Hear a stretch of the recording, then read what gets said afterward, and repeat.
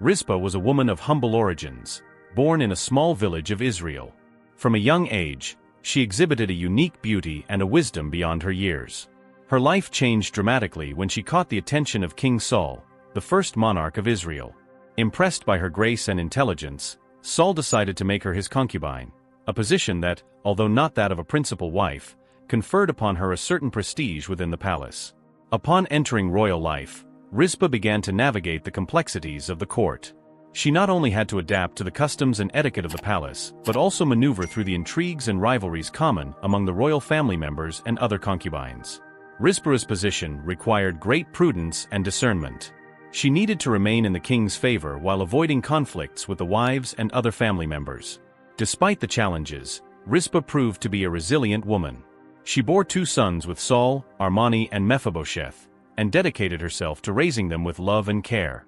However, Saul's political and emotional instability affected everyone in the palace. Over time, the king faced internal and external conflicts, and his relationship with God and the prophet Samuel deteriorated. Rizpah observed these changes with concern. She saw how Saul, once a strong and courageous leader, became increasingly tormented by insecurities and fears. The atmosphere in the palace grew tense, and Rizpah needed to protect not only herself but also her sons from the possible repercussions of the king's actions. Rizpah's life illustrates the complexity of living close to power. Although she had access to privileges that few in Israel enjoyed, she also bore the weight of uncertainties and dangers that came with her position. Her story is a testimony to the strength and determination of a woman who, even amid difficult circumstances, sought to care for her family and maintain her dignity. If you're feeling motivated and inspired by this content, make sure you're subscribed to the channel so you don't miss more videos like this. We'll bring a series of content with biblical teachings and inspiring stories that motivate us to continue and not give up. Let's proceed with the story. After King Saul's death, Israel entered a period of uncertainty. The throne once occupied by the first king was now vacant, and the nation needed leadership.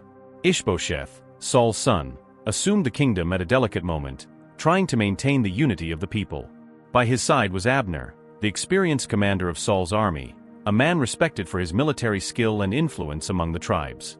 Rizpah, still in the palace, was mourning Saul's loss and facing the changes that came with the new reign.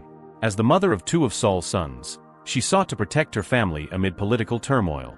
Rizpah's presence in the palace reminded everyone of Saul's era, which at times generated tension among the new leaders. At a certain point, Ishbosheth accused Abner of having relations with Rizpah, his father's concubine. In the culture of that time, taking a deceased king's concubine was seen not only as a personal offense but also as a claim to the throne. Ishbosheth interpreted Abner's alleged actions as a direct threat to his authority. Abner, surprised and offended by the accusation, felt betrayed. He had been loyal to Saul's house and now saw his honor questioned without proof. With a firm tone, Abner confronted Ishbosheth. "Am I a dog's head that belongs to Judah? This day I show loyalty to the house of Saul your father, to his brothers and to his friends, and have not delivered you into the hand of David, and you charge me today with a fault concerning this woman." The rupture between Abner and Ishbosheth was immediate and profound. Feeling he could no longer support a king who doubted his loyalty, Abner decided to act. He sent messengers to David, who reigned over Judah, proposing an alliance. Abner promised to help unite all Israel under David's reign, recognizing him as the leader chosen by God. This decision changed the course of Israel's history. Abner's transfer of support significantly weakened Ishbosheth's reign.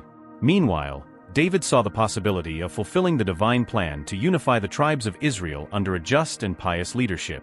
Rizpah, for her part, watched these events with apprehension. She understood that Ishbosheth's actions could bring severe consequences not only for him but for the entire nation.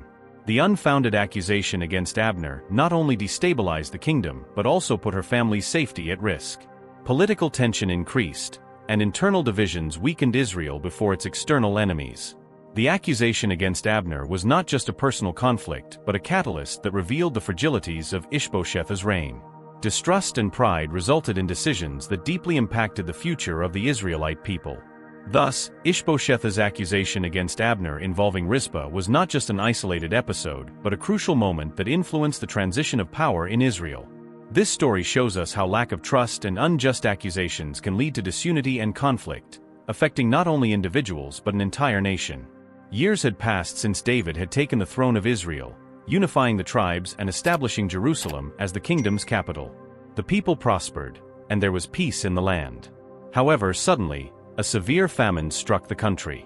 For 3 consecutive years, the rain ceased at harvest time, and the crops withered under the scorching sun. Food reserves began to deplete, and concern filled people's hearts. Being a wise leader who feared God, David realized that something was wrong beyond natural causes. He knew that God controlled the rains and the harvests, and such a prolonged drought could be a sign of a greater problem needing resolution. Determined to find a solution, David withdrew to pray and consult the Lord. In his prayers, David asked God, "O Lord, why has this famine come upon your people? Show us what we must do so that you will once again bless our land." God answered David, revealing that the famine was a consequence of an injustice committed by King Saul, his predecessor. Saul had tried to exterminate the Gibeonites, a people who had lived among the Israelites since the days of Joshua.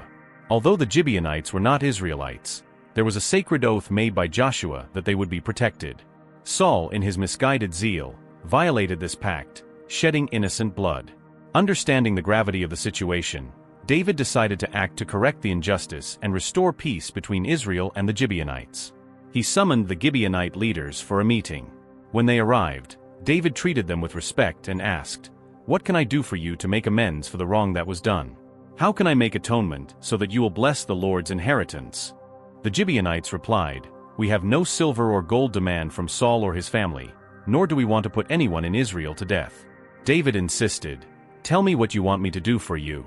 Then they said, "As for the man who destroyed us and plotted against us so that we have been decimated and have no place anywhere in Israel, let 7 of his male descendants be given to us to be executed before the Lord at Gibeah of Saul, the Lord's chosen one." Though it was a difficult decision, David agreed, understanding that justice was necessary for the curse to be removed from the land. However, because of the oath he had made to Jonathan, Saul's son, David spared Mephibosheth, Jonathan's son, who was lame in both feet and lived under the king's protection. Instead, David handed over 2 sons of Rizpah, Armani and another Mephibosheth, not Jonathan's son, and 5 sons of Merab, Saul's daughter, whom Rizpah had raised. The Gibeonites executed the 7 men at the beginning of the barley harvest, and the bodies were exposed outdoors, as was customary in cases of grave crimes at the time. Rizpah, the mother of the 2 sons handed over, was deeply anguished. Driven by an immeasurable maternal love, she took sackcloth, a symbol of mourning and humility, and spread it over a rock near the bodies of her sons. 4 days and nights, Rizpah stayed there, from the beginning of the harvest until the rains fell again on the land. She warded off the birds of prey by day and scared away the wild animals by night, protecting the bodies of her sons and the others executed. Her solitary vigil was an act of devotion and pain, demonstrating the depth of her love and the suffering of a mother who had lost her children. When news of Rizpah's actions reached King David, he was deeply moved. The dedication and suffering of that mother could not be ignored. David then made a noble decision. He ordered that the bones of Saul and his son Jonathan, who were buried elsewhere, be gathered. He also commanded that the bones of the 7 men executed be removed and honorably buried in the tomb of Kish, Saul's father, in the land of Benjamin. After these acts of justice and respect, God heeded the prayers on behalf of the land. Clouds formed in the sky, and the rain finally fell, bringing relief to the parched land. Seed sprouted again, and the famine that plagued Israel came to an end. The people understood that justice and reconciliation were essential for God's blessing upon the nation. The story of the famine in the days of King David teaches us about the importance of repairing injustices and keeping oaths made before God. It also highlights the sacrificial love of Rizpah, a mother who, even in the midst of pain, showed courage and determination. Her story echoes through the ages as an example of devotion and as a reminder that past actions can impact the present, but that justice and mercy can restore what was lost. Do you feel any similarity between the moment you're living and the story told? Do you feel you're experiencing something similar? Tell us how you feel. If you need a prayer or help, share a story of overcoming to inspire us and give us strength not to give up. Comment if you want to help someone or need help. After understanding the cause of the famine that plagued Israel for 3 years, King David sought a way to repair the injustice committed by Saul against the Gibeonites. Determined to restore peace and God's blessing upon the land, David summoned the Gibeonite leaders for a meeting. He wanted to hear from them what could be done to atone for the wrong inflicted upon them. The Gibeonites were a people who had made a peace pact with Israel in the times of Joshua. Despite not being Israelites, they lived among God's people under the protection of a sacred oath. Saul, however, in his misguided zeal, attempted to exterminate them, violating this pact and shedding innocent blood. This action brought consequences not only upon Saul but upon the entire nation of Israel. In David's presence, the Gibeonites expressed their pain and desire for justice. David asked them sincerely, "What can I do for you? How can I make atonement so that you will bless the Lord's inheritance?" The Gibeonites replied, "We have no silver or gold claim against Saul or his family, nor do we want to put anyone in Israel to death." David insisted, "Tell me what you want me to do." Then the Gibeonites made their demand. "As for the man who destroyed us and plotted against us so that we have been decimated and have no place anywhere in Israel, let 7 of his male descendants be given to us to be executed before the Lord at Gibeah of Saul, the Lord's chosen one." This response weighed heavily on David's heart. Handing over 7 men from Saul's family was a difficult decision, but he understood the need for justice so that the curse would be lifted from the land. David agreed to the request but decided to spare Mephibosheth, son of Jonathan and grandson of Saul, because of the oath he had made to Jonathan to protect his descendants. Instead, David selected 2 sons of Rizpah, Armani and another Mephibosheth, not Jonathan's son, whom she had borne to Saul. In addition to them, he chose 5 sons of Merab, Saul's daughter, who had been raised by Michal, another of Saul's daughters and David's wife. The 7 men were handed over to the Gibeonites. The news brought great sadness to Rizpah. As a mother, her heart broke upon learning that her sons would be sacrificed. Even so, she had no power to stop the king's decree. The Gibeonites executed the 7 descendants of Saul at the beginning of the barley harvest, and the bodies were publicly displayed, as was the custom of the time for acts considered gravely offensive. Rizpah, overcome with grief, refused to abandon her sons' bodies. Driven by an unwavering maternal love, she spread sackcloth over a rock near them and remained there. Day and night, from the beginning of the harvest until the rains returned to the land, Rizpah protected the bodies of her sons and the other executed men. She warded off birds of prey during the day and scared away wild animals at night, in a solitary and painful vigil. Rizpah's dedication did not go unnoticed. Those who saw her were moved by her strength and determination. When King David heard what Rizpah was doing, his heart was deeply touched. Recognizing the additional injustice that this mother was suffering, David decided to act. He ordered that the bones of Saul and his son Jonathan be gathered, as well as those of the 7 executed men. David provided an honorable burial for all of them in the tomb of Kish, Saul's father, in the land of Benjamin. This gesture not only honored the memory of the deceased, but also acknowledged Rizpah's suffering. After these actions, God responded to the prayers on behalf of the land, and the famine that afflicted Israel came to an end. The rains returned, bringing life to the crops and hope to the people. The Gibeonites' demand and the ensuing consequences highlight the importance of honoring commitments and doing justice. The story also emphasizes the profound love of a mother who, even in the face of tragedy, showed courage and compassion. Rizpah became a symbol of maternal devotion and resilience, reminding us all of the power of love and the need to act righteously. The sun rose over the hills of Gibeah, heralding a day that would be marked by pain and sacrifice. News had already spread throughout Israel. 7 descendants of King Saul were to be handed over to the Gibeonites for execution. This solemn act aimed to repair the injustice committed by Saul and appease the divine wrath that had resulted in the famine plaguing the land for 3 years. Rizpah, the mother of 2 of the men to be handed over, Armani and Mephibosheth, felt her heart heavier than ever before. From the moment she learned of King David's decision, her world seemed to collapse.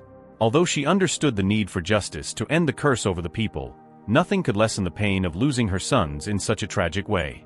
On the appointed day, a silent crowd gathered around Gibeah. There was an atmosphere of sadness and expectation. The 7 men, noble in their lineage but condemned by Saul's legacy, were brought before the Gibeonites. Their faces reflected a mixture of fear and resignation. They knew their lives were being offered in atonement for their ancestors' sins.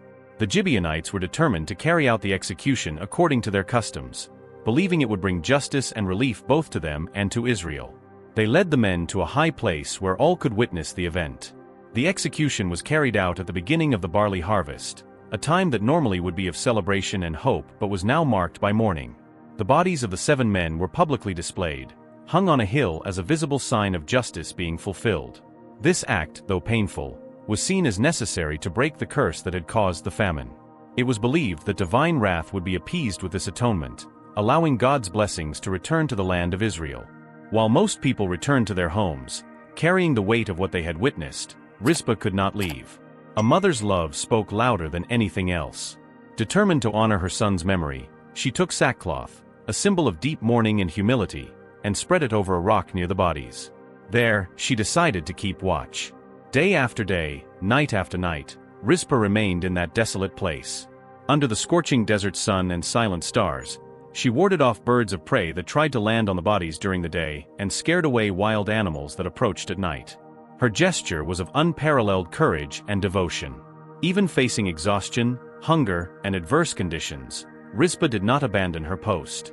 People passing by observed the scene with admiration and sadness.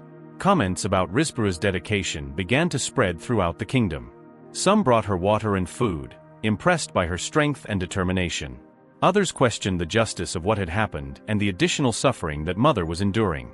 When King David learned of Rizpah's tireless vigil, his heart was deeply moved. He recognized that, although justice had been done, that mother's suffering could not be ignored. Moved by compassion, David made an important decision. He ordered that the bones of Saul and his son Jonathan be recovered from where the men of Jabesh Gilead had buried them after their deaths in battle. He also instructed that the bodies of the 7 executed men be gathered. David provided a dignified burial for all of them in the tomb of Kish, Saul's father, in the land of Benjamin. This gesture not only honored the memory of the deceased, but also showed respect for Rizpah's suffering. By giving her sons a proper burial, David sought to bring some comfort to that afflicted mother's heart. After these events, something remarkable happened. The clouds that had long failed to form began to appear on the horizon.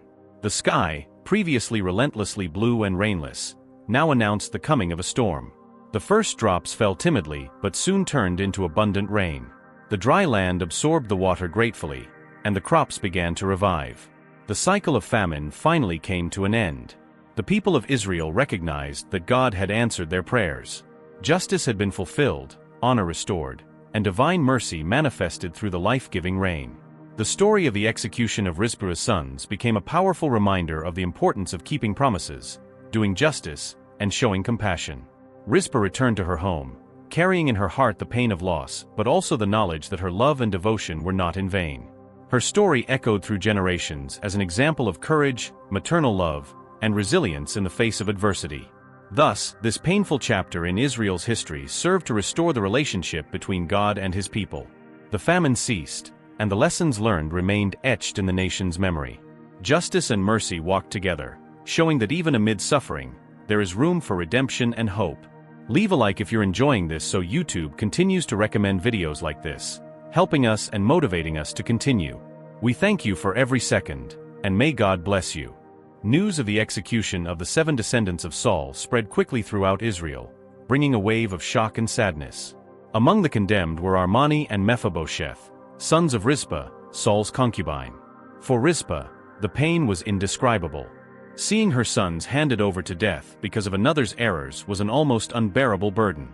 Her mother's heart was shattered, but her faith and love for her sons propelled her to act in a way no one could have predicted. On the day of the execution, Rizpah watched from a distance, her eyes filled with tears and her heart heavy. The bodies of the 7 men were hung on a hill, exposed to the elements as a sign of justice fulfilled. As the crowd dispersed, returning to their routines, Rizpah remained. She could not simply walk away and leave her sons in that state. Determined to honor their memory, she decided she would stay by the bodies for as long as necessary. With sackcloth, a symbol of deep mourning and humiliation, Rizpah spread it over a rock near the bodies. This gesture marked the beginning of her solitary vigil. Day after day, night after night, she remained there, protecting the bodies of her sons and the other 5 men from birds of prey and wild animals. Under the desert's scorching sun and cold nights, Rizpah faced the elements without hesitation. During the day, the sun scorched her skin, but she raised her arms to scare away the circling crows and vultures. At night, the howls of jackals and other predators echoed around, but Rizpah stayed alert, tending fires to ward them off and singing lamentations that expressed her pain and love. People passing by observed the scene with admiration and compassion. Some brought water and food to Rizpah, impressed by her determination. Others wondered what kept her there for so long. Months passed, from the beginning of the harvest until the first autumn rains fell upon the land. Rizpah did not budge. Her figure became a living symbol of maternal love and endurance. Her vigil was not just a personal act of mourning, but also a silent protest against injustice and dishonor. She wanted to ensure her sons received a proper burial according to their people's customs. Rizpah's love transcended common understanding, and her courage began to inspire those who heard her story. When news of Rizpah's dedication reached King David, he was deeply moved. He understood that although justice had been served to appease divine wrath, there was a need to show compassion and respect. David decided to act to honor the memory of the executed and ease Rizpah's suffering. The king ordered that the bones of Saul and his son Jonathan be recovered, as they had not yet received a proper burial since their deaths in battle. He also commanded that the bodies of the 7 men be taken down from the hill. David provided a dignified funeral for all of them, burying them in Saul's family tomb in the land of Benjamin. This act brought closure to Rizpah's period of mourning. Although the pain of losing her sons remained, she felt relief knowing they finally rested in peace, honored according to tradition. Her mission was accomplished. Rizpah could then return home, carrying with her the memory of her sons and the certainty that her love and devotion were not in vain. After these events, God responded to the prayers on behalf of the land of Israel. The rains returned to fall abundantly, ending the famine that had plagued the people for 3 years. The crops flourished, and hope was restored in their hearts. Rizpah's story became a lasting legacy of unshakable love and persevering faith, reminding all of the importance of justice tempered with mercy. Rizpah taught the world that a mother's love knows no bounds and that human dignity must be preserved even in the darkest moments. Her solitary vigil on the hill not only honored her sons but also raised awareness throughout the kingdom about the need for compassion and respect for others. Through her courage, Rizpah left an indelible mark on Israel's history, showing that even a humble person can influence a king and impact an entire nation. Rizpah's tireless dedication did not go unnoticed. Stories of her solitary vigil beside the bodies of her sons and the other executed men spread throughout Israel. Travelers on nearby roads saw that mother, day after day, night after night, protecting her sons' bodies from birds of prey by day and warding off wild animals at night. Her solitary figure on the rock, with the sackcloth spread out, became a powerful symbol of maternal love and devotion.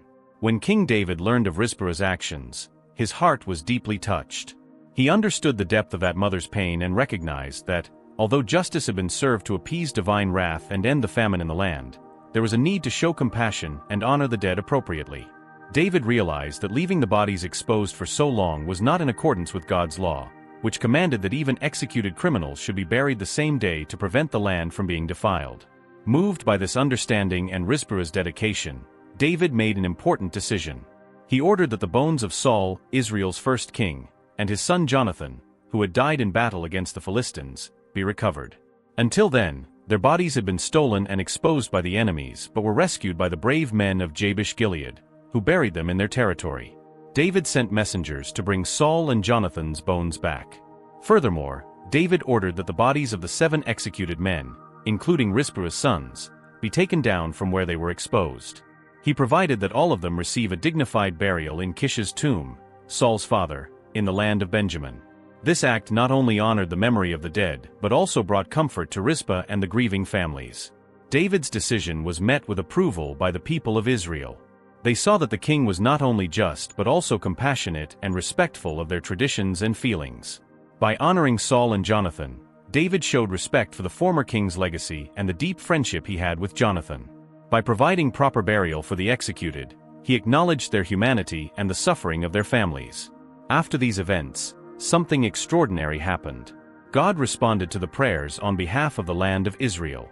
The clouds that had long failed to form in the skies now appeared on the horizon. A gentle rain began to fall, wetting the dry land and bringing life to the withered plants. Streams and rivers filled again, and hope was restored in the people's hearts. The famine that had plagued the land for 3 years came to an end. King David's final gesture was not only an act of compassion but also of obedience to divine laws. By correcting the lack of proper burial, he restored honor and dignity to the dead and showed that justice must be accompanied by mercy. Rizpah's dedication served as a powerful testimony that inspired the king to act justly and compassionately. Rizpah, upon seeing her sons finally buried with honor, could end her period of mourning. Although the pain of loss remained, she found comfort knowing they rested in peace and that her vigil was not in vain. Her story became an enduring example of maternal love and strength amid adversity. The nation of Israel learned valuable lessons from these events. They understood the importance of keeping oaths, seeking justice, but also exercising compassion. Rizpah's story and King David's response were passed down from generation to generation, reminding the people that God values both justice and mercy. Thus, David's final gesture brought relief to the land and ended the famine. The rain that fell not only watered the soil, but also symbolized the restoration of the relationship between God and his people. Israel could move forward, prospering under the leadership of a king who sought God's heart and did not hesitate to act with kindness and integrity. Rizpah's story invites us to reflect on the depth of love and dedication a person can demonstrate amid suffering. Her courage inspired a king and brought transformation to a nation. Above all, it reminds us that even in the darkest moments, acts of love and compassion can bring light and hope. Rizpah's story is a powerful testimony of love, courage, and perseverance. It shows us how a mother, even in the most adverse circumstances, was able to transform her pain into an act of profound dedication. Rizpah not only mourned the loss of her sons, but also took action that caught a king's attention and changed the course of events in an entire nation. Her solitary vigil beside her sons' bodies is an example of how love can transcend barriers and influence those around us. Rizpah had no political power or social influence, but her unwavering determination and love touched King David's heart, leading him to act with justice and compassion. This story teaches us that even when we feel powerless in the face of injustice or suffering, our actions can make a difference. Rizpah's gesture reminds us of the importance of standing firm in our values and fighting for what is just and right. Her courage inspired significant changes and brought restoration to her land. Moreover, David's response highlights the need for leaders to act with empathy and respect. He recognized Rizpah's suffering and took steps to honor the dead and comfort the living. His decision brought relief not only to Rizpah but to all the people of Israel, ending the famine and restoring the relationship with God. Therefore, Rizpah's story is a call to all of us. It encourages us to be resilient in the face of adversity, to show love and compassion, and to believe that our actions can positively influence the world around us.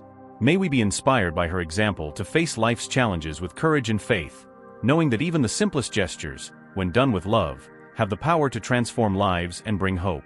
Thank you for watching until the end, and don't forget to subscribe and activate the notification bell to see more content like this and stories of overcoming, motivation, and interest. Until next time.